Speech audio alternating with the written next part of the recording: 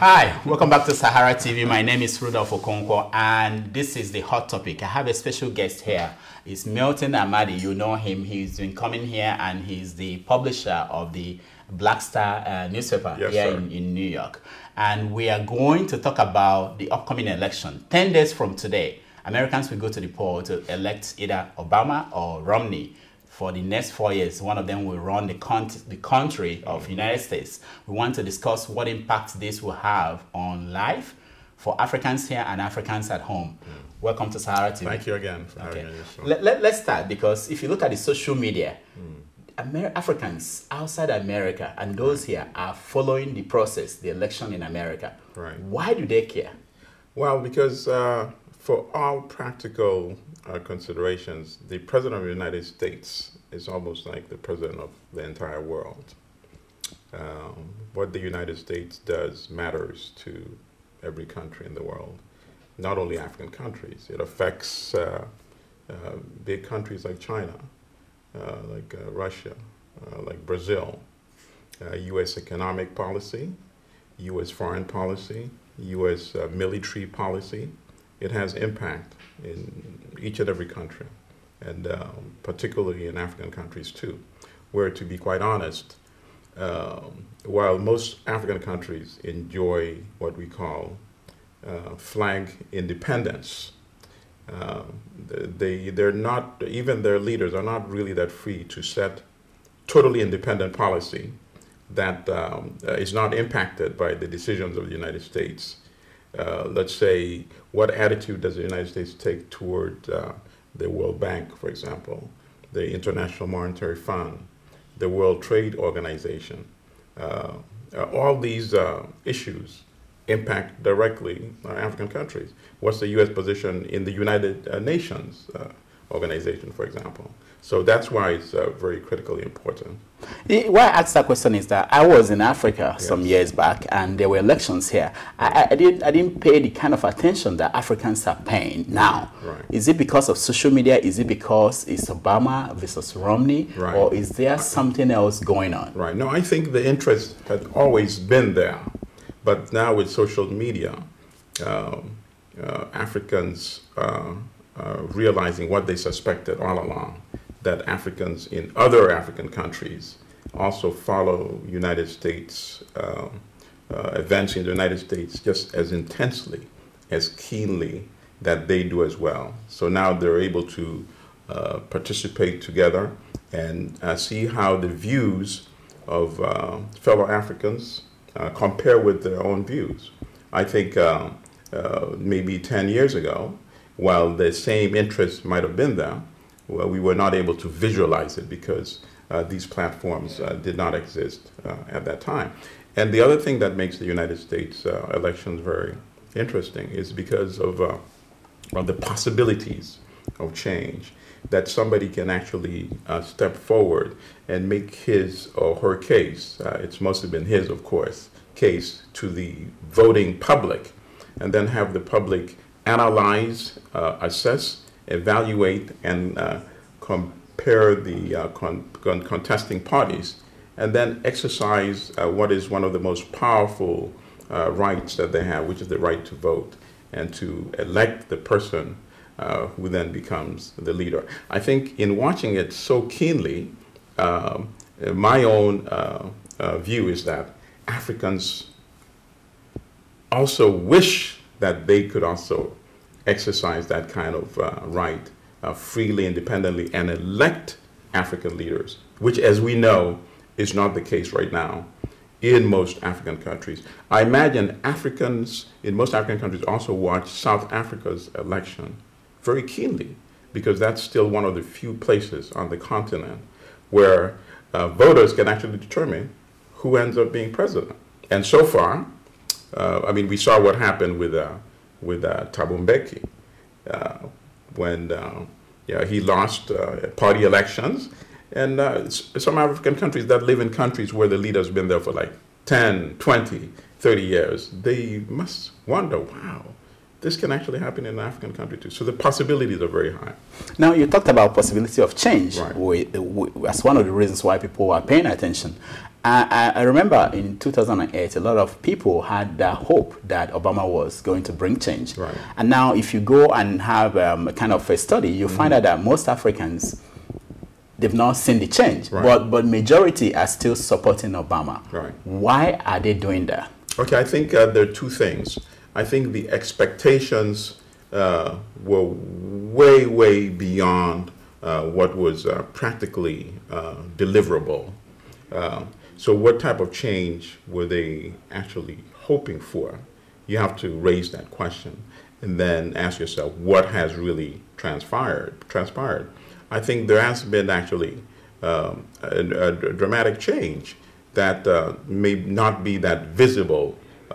For example, when it comes to education, this president has put billions of dollars in education because he realizes that so long as the United States can't improve its public education system, which is very abysmal right now, it will never be able to continue competing with emerging powers like China, like Brazil, like India. But this is not a very quote-unquote sexy story. So, you don't get that coming. But that was the kind of change that he actually pledged as a candidate. And then in terms of U.S. engagement with the rest of the world, he spoke about the need for more dialogue and less relying on only military might.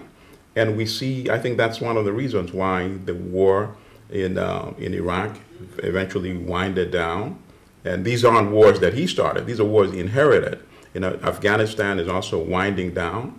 And then in the future, perhaps we will see less shoot first and then talk later approach, which of course is what he accuses Mitt Romney of, the kind of policy that Romney would want to pursue.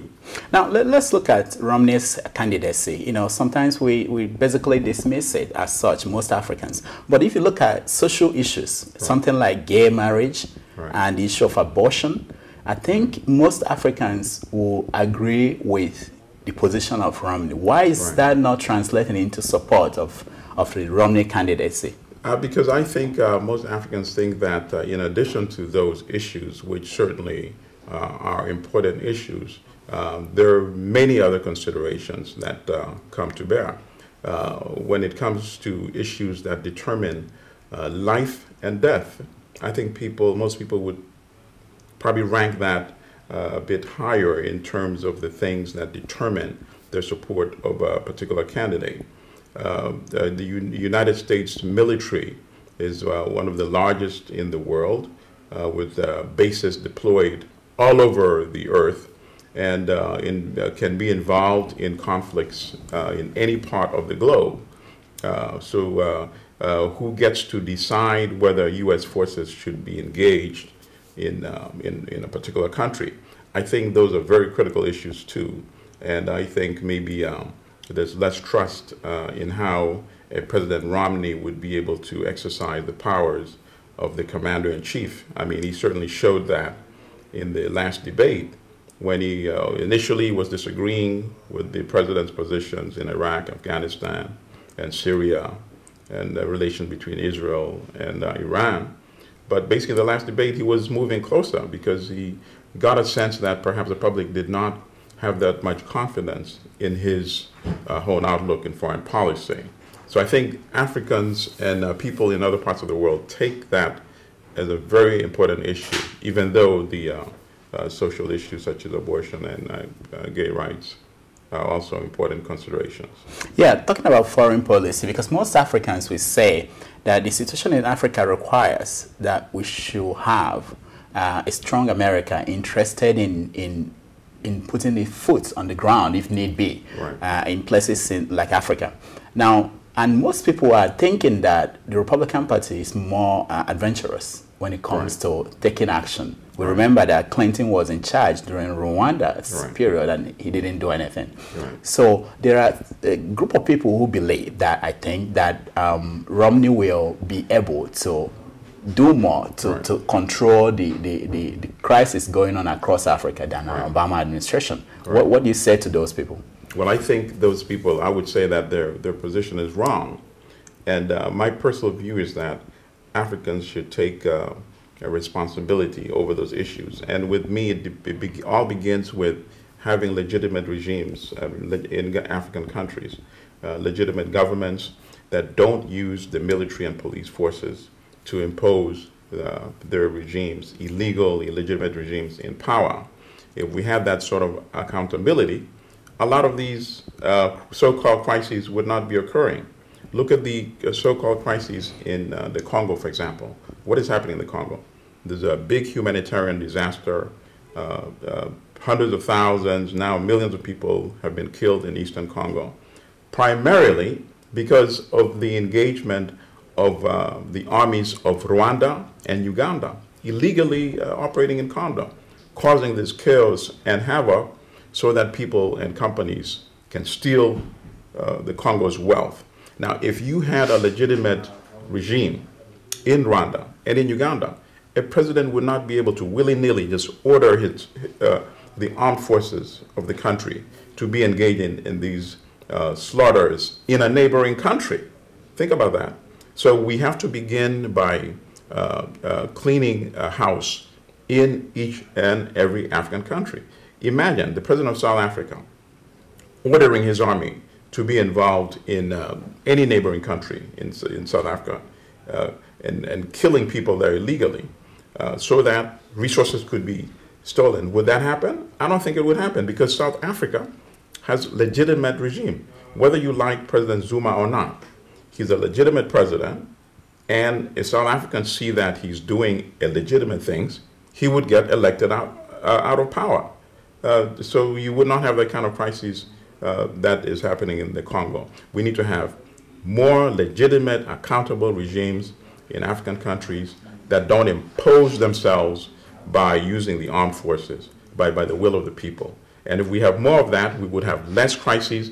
We would not need the United States to be involved. Yeah, but look at what Obama's record so far. In Uganda, right. Obama seemed to be supporting Museveni, yes, who is not legitimate. Right, that's a mistake. And if you look at Romney during the last debate, he was actually complaining that Obama allowed Egyptians to elect someone they don't consider a friend of the United States. Right. So what hope do we have along this line that you are thinking about? Because either of them will most likely continue the policy of... Right. Okay, this is where we actually come in. As we know, as United States president, the consideration would be the interest of the United States would be paramount. And that anybody can understand as a president of the United States. So the thing that we need to do is to engage any United States administration vigorously. And I think some Africans are doing it on the ground in African countries. Activists are risking their lives. Just yesterday, I think it's in the news, a Congolese activist was almost assassinated. He just survived. And we know of cases of activists that have been assassinated in Nigeria, in Uganda, in Kenya, in many African countries. They are taking serious risk. Africans in the diaspora, I don't think we have taken enough risk. We have not engaged U.S. administrations effectively and vigorously enough. Look at Israel, for example.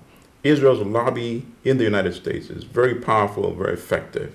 They put pressure on the administrations to make sure that the rights of Israel, whether it's right or wrong, is addressed by U.S. administration, whether you like it or not, whether you like the Israeli position or not, it is still addressed. We need to find a way to exercise this kind of pressure on each and every U.S. administration, whether it's a Republican, whether it's a Democrat, whether it's an Obama administration, or a Romney administration. President Obama went to Ghana, and he said that we need to introduce institutions, democratic institutions of governance in Africa, rather than relying on individuals. We need to challenge him on that. So this is what you said, but the practice has been different, and put pressure on the administration. Whether it takes a protest, galvanizing together and finding sympathetic American organizations that also support these positions and working together with them to press the administration. Let's look at Romney and his positions and candidates exactly, because when you look at the shift, initially it appeared as if the the evangelical Christian group Right. were going to reject Romney, Right. especially during the primaries, Right. because of the Mormon Church. Right. And now they seem to have turned around and say we are going to support him Right. to get rid of Obama. Right. Now, I will ask you, to explain what happened there. Also, along the way, I want you to explain what will Africans at home learn from this? Because most of the time, we find out that the problem with the democracy in Africa is that people don't seem to get to the point where they could say, we can ignore the fact that this person is of this religion or this ethnicity and support this person when we think our interest or that the person will serve our interest of the country. So Right. Well, okay, I'll start with the situation. I'll reverse the question, answer the African part first. I think the problem that I see, the biggest challenge in African countries is the lack of access to media, that particularly opposition candidates can make their argument clearly and persuade people to think and think through the issues, analyze, and then determine whom to support. And that's why the automatic fallback or default issue becomes the issue of ethnicity. We come from the same region, we come from the same village, so support me. Even when you know that this is not a good candidate, but the candidate does not have access to media to articulate his positions, to convince not only people from his area, but in the rest of the country, to see that, yes, indeed, this individual has ideas that might be better than the president. So we need to address first access to media. In most cases, you find the incumbent dominates all access to media. So the automatic fallback issue becomes, oh, we come from the same religion, we come from the same region. And then that's wrong. That needs to be addressed. Here in the United States, in terms of the evangelical supporting Romney, I think sadly the issue of race has not been adequately addressed in this country, particularly I think in many of the white communities. So even though when General Colin Powell endorsed Obama, and then a big Romney supporter, former Governor Sununu, claimed that was based on racial affiliation or allegiance. That's completely nonsense. There was never an attachment made on Powell when he served several Republican presidents diligently. So that's completely false. But that's projecting something that I feel like many white people in this country have not yet dealt with. Because otherwise, to be honest with you, if you only look at the individual qualities of these candidates, this should not be a good race. President Obama is much more seasoned and reasoned and intellectual compared to Romney. And if the roles were reversed, if Obama was not African American, this would not be a close race at all. Now, that's interesting because I wanted us to address the issue of race, Yes. how the party is playing in this election. Right. Because most people who are watching, who might be outside America, might not understand how that dynamics plays in the politics of America. So you now said that you believe that if the reverse is the case, that Obama will be leading by a landslide. Absolutely. Look at it. This is the man who America's public enemy number one was Osama bin Laden. Does anyone really think that if a white candidate, a white president rather, had killed Osama bin Laden, who America says was responsible for the attack on the World Trade Center and other locations, the Pentagon and the site in Pennsylvania, responsible for 3,000 American deaths, responsible for the U.S. ultimately engaging in foreign wars in Afghanistan as well as Iraq. And then a president who kills Osama bin Laden, I don't think there would be a contest. Any president, any candidate who would try to run against that president, would do. I don't think there would be many willing candidates willing to come forward to run against him. It would not be a close race. Yeah, but some of these people we are talking about now voted for him in 2008. So is that what changed? Why would they now see the race when the fact that he's an African American when they did very not good. see? And I'm glad you raised this because this has not been addressed. Because again, in my estimation, media have not been honest in really the narrative of the last 4 years. If they had been honest in the narrative of the last 4 years, if they've been honest in even covering this election, and the 3 debates, it should still not be a close race. If it is not the responsibility of media to analyze the candidates carefully and present in their editorial pages what's really going down, then whose responsibility is it? How can you take seriously a candidate, Mitt Romney, who in the beginning, when he was early stages, said the automobile industry in the United States should be allowed to collapse, go into bankruptcy, let them seek funding from private finance. Where was private finance in 2009? There was no private finance. The economy was losing 800,000 jobs a month. Small businesses could not get loan or credit from any of the banks because nobody knew if any of the banks would survive. At that time, do you think private finance was going to put billions of dollars into automobile industry? That's preposterous. That's what he was suggesting. The president put U.S. money, federal funds, billions of dollars in rescuing Detroit. Why can media scrutinize this position carefully and present it to the public that this cannot be a serious individual? Now he's taking credit for that. He's flip-flopping when it comes to the issue of U.S. involvement in Iraq and Afghanistan. In Afghanistan, first of all, him and his running mate were critical of the U.S. for pulling back and not engaging the Taliban in the most dangerous areas in Afghanistan. And Vice President Biden destroyed that argument in the debate with Ryan when he said, okay, would you rather Americans be involved in that fight or Afghans that we've trained? They were silent after that. So now they've flipped back to agree with the president on Afghanistan. In Iraq, the same thing. U.S. has withdrawn. Romney early on said he would have supported keeping as many as 20,000 U.S. troops there. But now that the president has also shown how unwise that position is, now he's flipped back to agree with the president's position. So the media have not adequately shown to the voting public that this is not really a serious candidate.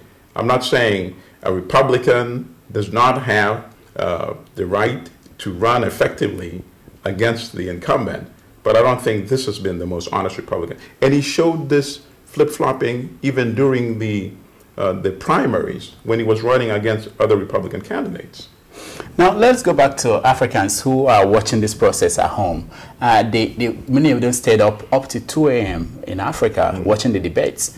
Now, the question is, when would they demand a kind of democratic process that they seem to be enjoying, watching it from here in their own countries? Why is it not translating to that demand for reform? Because in most African countries, even Nigeria and Uganda, you don't have the president debating the opponents. Absolutely. In Uganda, for example, we've had the same president for 26 years now, Yoweri Museveni. I don't recall that he's been involved in any debate, not a single debate in all these years.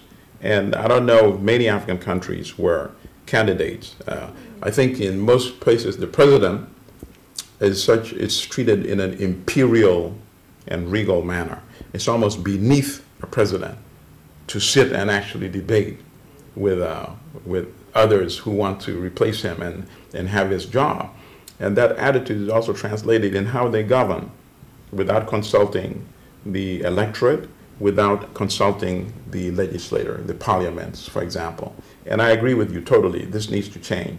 We have to help African sisters and brothers, we in the diaspora, to echo that demand as well. For example, we talk about tying U.S. aid and support to certain conditions. I think this has to be one of the conditions. Demand that the candidates for the presidency debate and articulate their views so that the voters then have a reasonable basis to choose who gets to become leader. So if on November 6th, night of November 6th, we discover Romney won. Yes. So how will that transform America? What is your... Okay, very interesting. And this is what I'll tell you. I think if that happens, this will be, number one, it would be a one-term presidency. And it would be the last presidency that we'll see from a Republican for a very long time. Why do you say that? I say that because of the ethnic transformation of the United States. What if he comes in, I know the argument you're going to make now, what if he comes in and he grants amnesty, which I think the next president will find out they have to do? What if he does that and then gets these voters swing towards Republican Party, the Latinos? It still won't be enough, because they would have to change a lot of their platform that has traditionally alienated African American voters. African American voters are very important component of the electorate.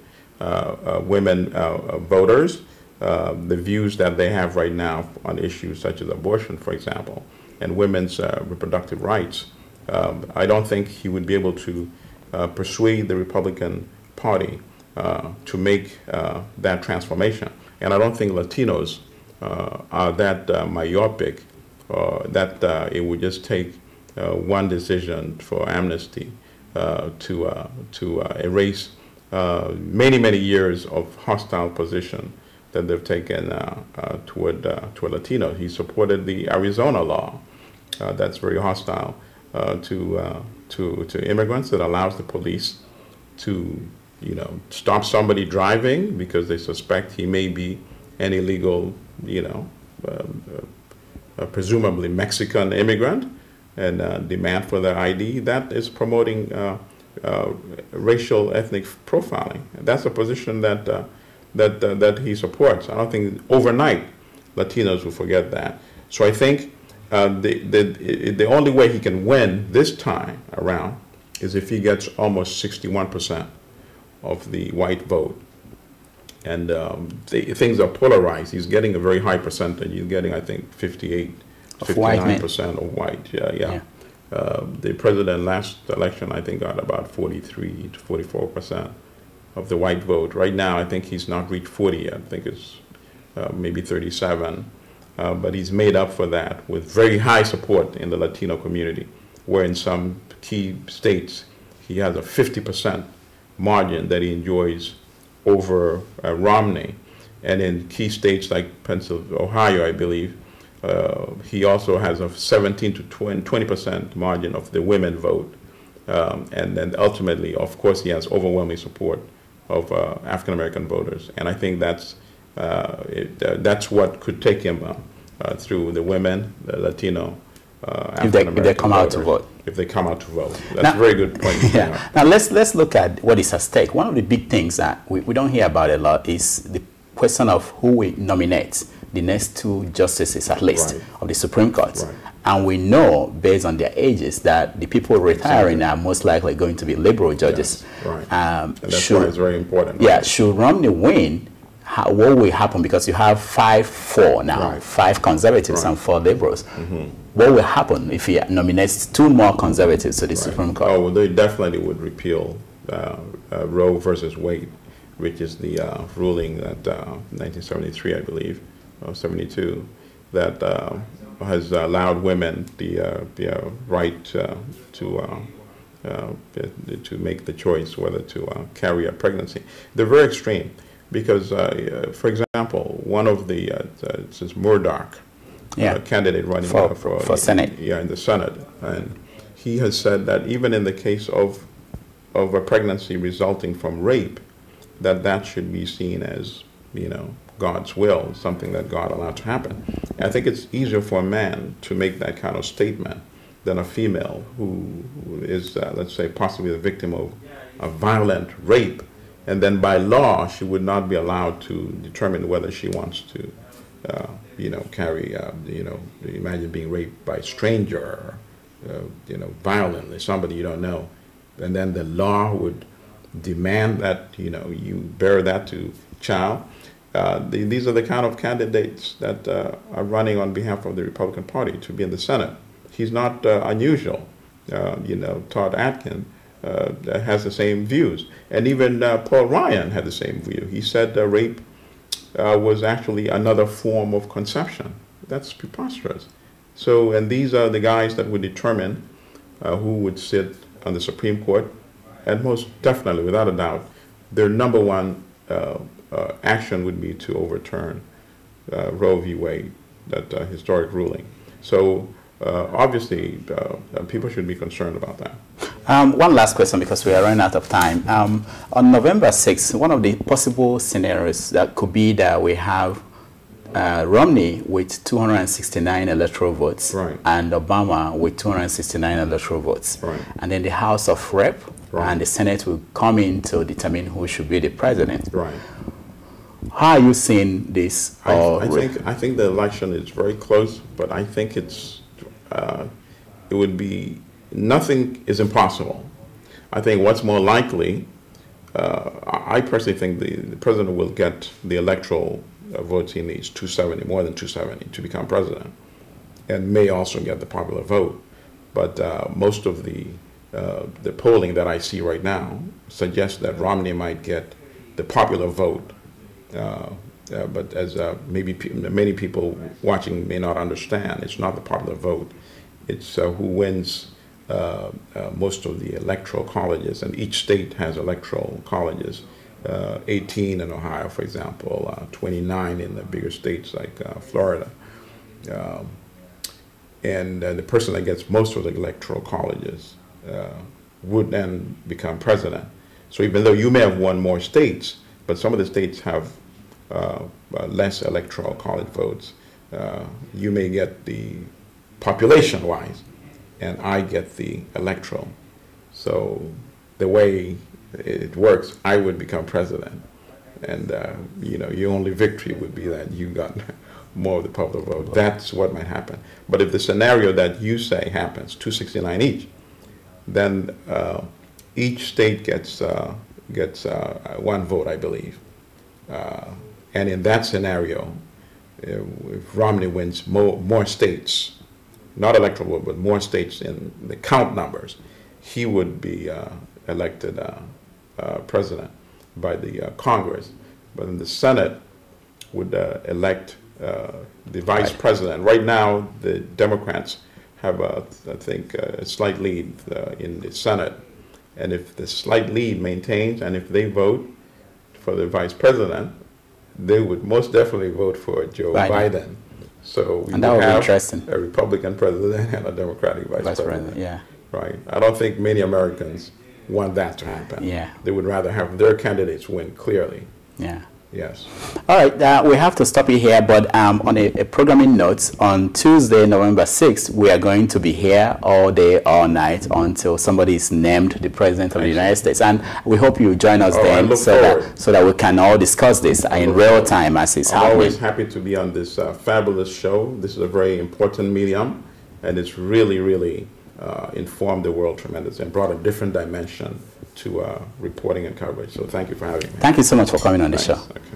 All right, so when we come back, we are going to have a roundtable discussion, and we talk about some of the same issues, and also talk about Nigeria, where we had a report leaked that Nigeria is losing more than $30 billion from stealing and some scams in the oil industry. So we have some experts who will come here and help us discuss it.